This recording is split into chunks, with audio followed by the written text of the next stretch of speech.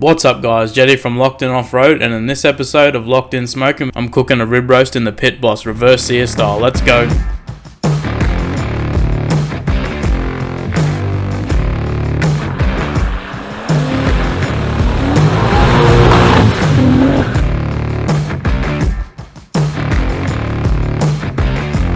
This is a rolled rib roast that I got from Bullock's Butcher Shop in Mount Louisa here in Townsville. I've pulled the rib roast out of the packet so I can dry brine it. All I've done to it is added some Worcestershire sauce for the binder and then put some garlic salt on there so that can absorb in over the next 24 hours ish. And then I'll add the rest of the seasonings on before it goes in the smoker, like pepper and etc. Put the roast in the fridge for 24 hours and I pulled it out, and the only extra seasonings I added was the Carolina Gold rub from Badua Creek rubs and then some pepper.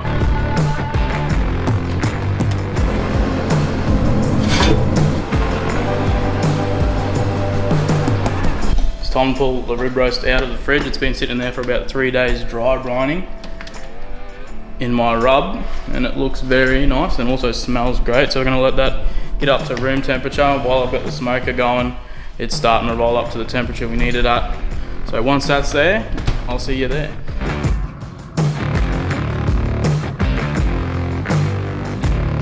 The pit's now fired up, so I'm going to plug my thermometer into the Wi-Fi Inkbird. Then I'm going to set the temperature to 120 degrees Celsius and wait till it gets up to temp.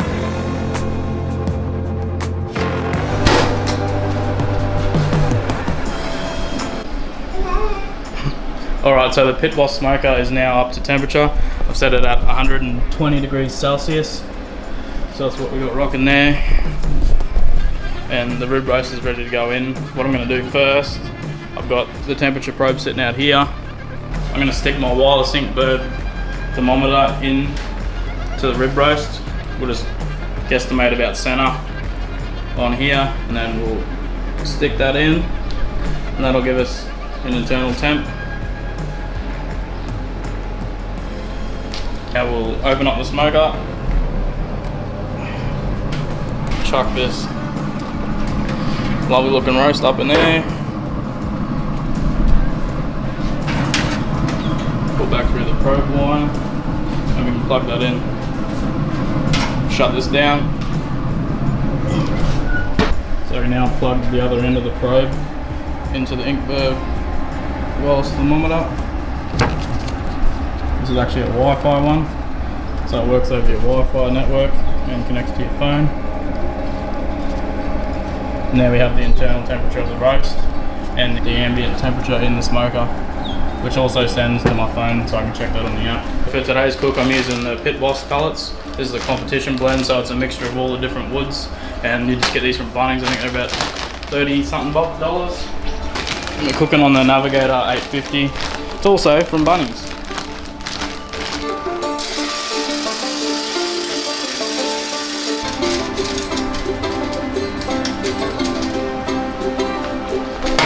Alright, the hopper's now full. The nice thing about that 850 Navigator, it's got a viewing window so you can see how many pellets you got left.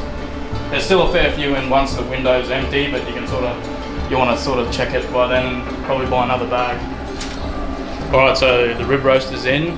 We're going to let that get up to the right internal temperature, which is about 50 degrees. And once we get to 50 degrees, we're actually doing a reverse sear on this, so I'll then crank the Pit Boss up to its highest temp. We'll open up the grill grate and get a nice sear on the outside. All I have to do now is kick back and relax. The Pit Boss is going to keep the temperatures for me because it's a pellet grill. It's kind of cheating. And then over here I've got the Inkbird app, the Wi-Fi app, so all I have to do is watch the temps on that. That's the pit temp.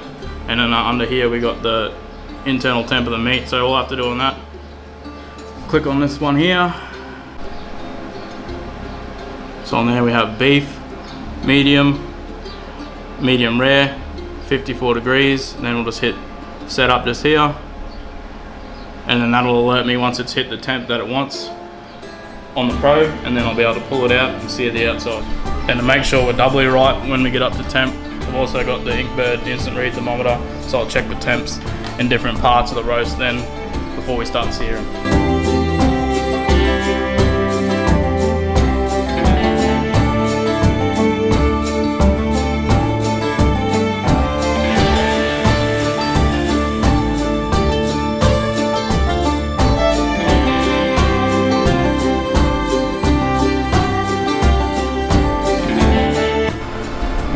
going to check in. Rocking an internal temp of 48 degrees Celsius. And this is what we're looking at. We've got a nice red colour on this bad boy, and it's nice and dry on the outside. I just got some veggies sitting over here. We'll give them a fry off when we open up that sear plate. So when we hit 50, we're going to pull it out, let it sit down and rest while we crank up the pit to max temp, and then get the sear plate open up and we'll get searing.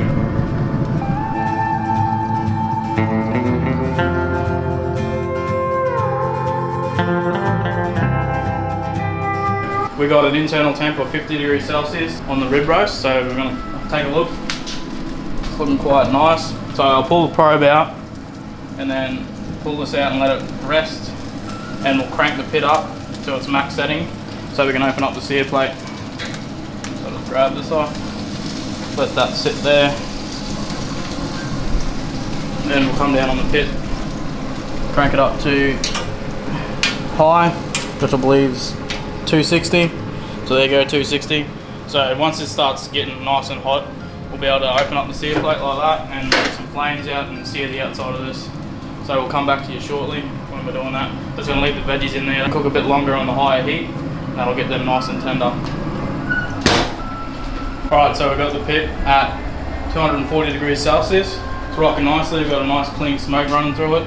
We have the rib roast sitting here. It's been resting, juices have been coming in and out and sucking back to the middle. So we're good to go now. It's nice and hot in here. I'm going to pull the veggies out, sit them to the side. Luckily I've got a heat glove on, or my hands will be burning off right now. I'm going to open up the sear plate. That's going to give us direct flame, so that's 1000 degrees. Ooh. I'm going to chuck this in and start getting a nice sear on it. We'll start probably on the end like that, and then we're just going to flip that around, get an even sear over the whole thing, and then we're good to go.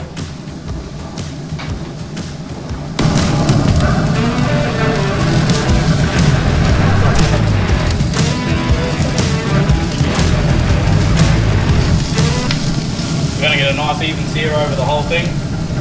Shouldn't take too long, and then just keep checking the temp because you don't want to creep too far over medium rare. And hopefully we hit the right spot and we should be good to go.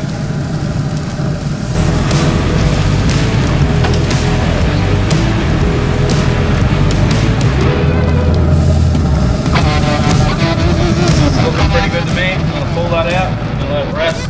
Let that rest for 15 or so-ish minutes, or as long as I can wait. Now I'm going to sear off the veggies.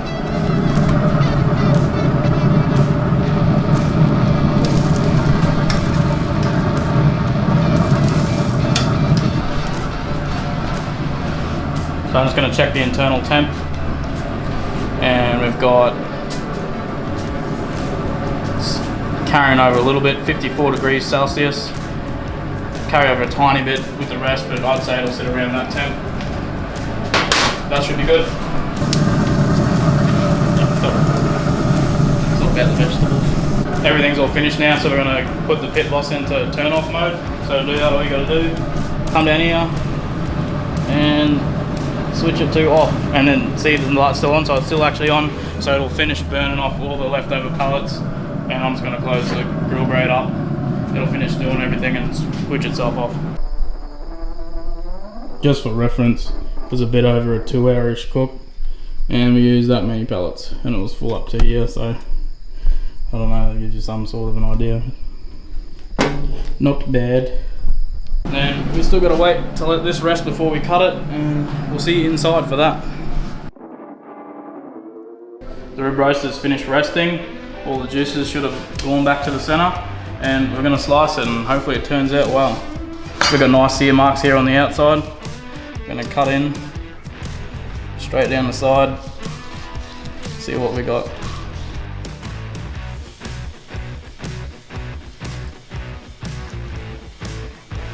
Looks like a perfect medium rare to me.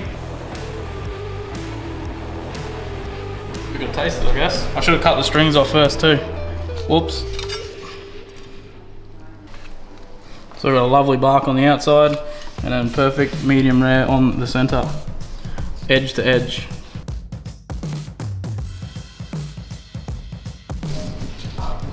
So it's looking very juicy. Just lucky me. So I'm gonna come up into the top part here, take myself a little slice out of there, give that a taste. A little bit more, huh? Beautiful. Alright, so I'm gonna cut myself off a nice generous piece and add it to my side salad over here.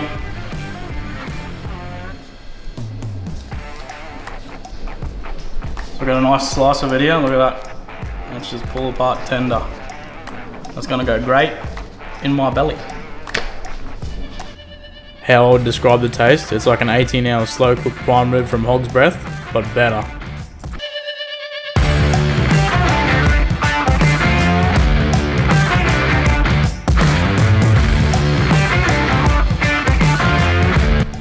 And enjoy. So thanks for watching, guys. Don't forget to like and subscribe. Check out my link in the description. That's got all my social media and my merch page. And remember, stay locked in.